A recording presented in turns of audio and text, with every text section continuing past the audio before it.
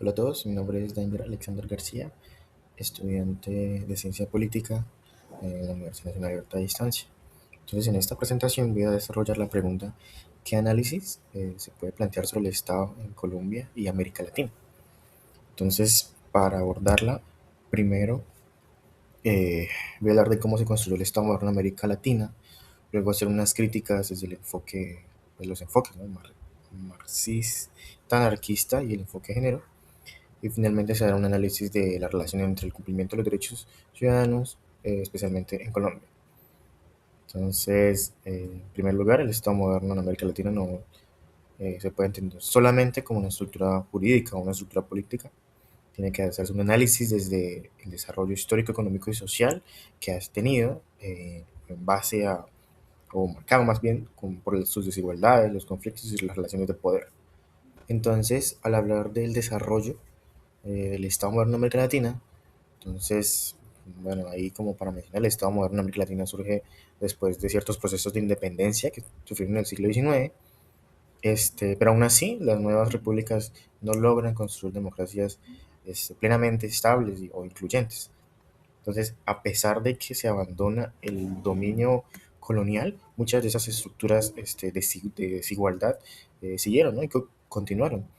Entonces, el poder quedó concentrado principalmente en las élites políticas, en las élites económicas, mientras gran parte de la población permanecía pues excluida de la participación política y de un acceso real a los derechos. Además, pues en América Latina se integró a la economía mundial de forma muy desigual. Entonces dependía mucho de la exportación de materias primas. Entonces produjo que las economías fueran dependientes y crear al mismo tiempo altos niveles de desigualdad social.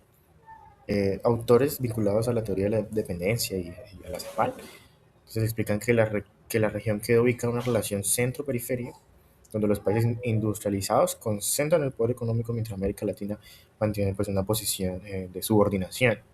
Hay críticas al Estado moderno desde ciertas teorías, ¿no? Entonces, desde la teoría política existen críticas al Estado moderno.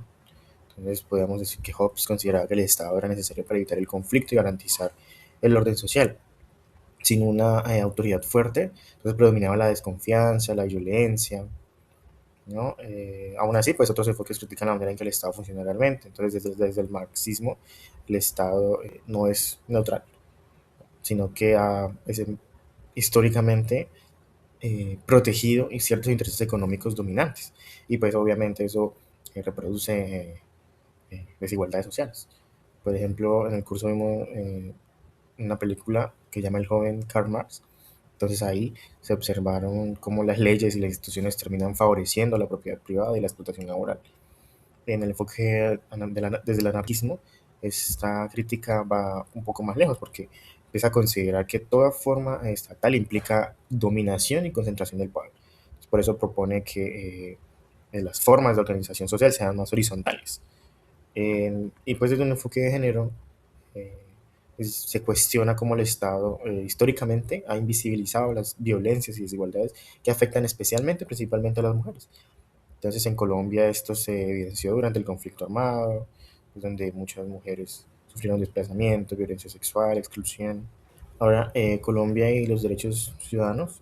Entonces, en el caso pues, de Colombia, a pesar de que tenemos la Constitución de 1991, que reconoce amplios derechos fundamentales y define al país como un Estado social de derecho, siguen existiendo muchas dificultades para garantizar esos derechos de una forma más efectiva, porque en varias regiones del país el Estado tiene una presencia muy limitada y los actores armados ilegales terminan ejerciendo cierto control territorial que termina afectando la seguridad, la libertad y la participación política de las propias comunidades.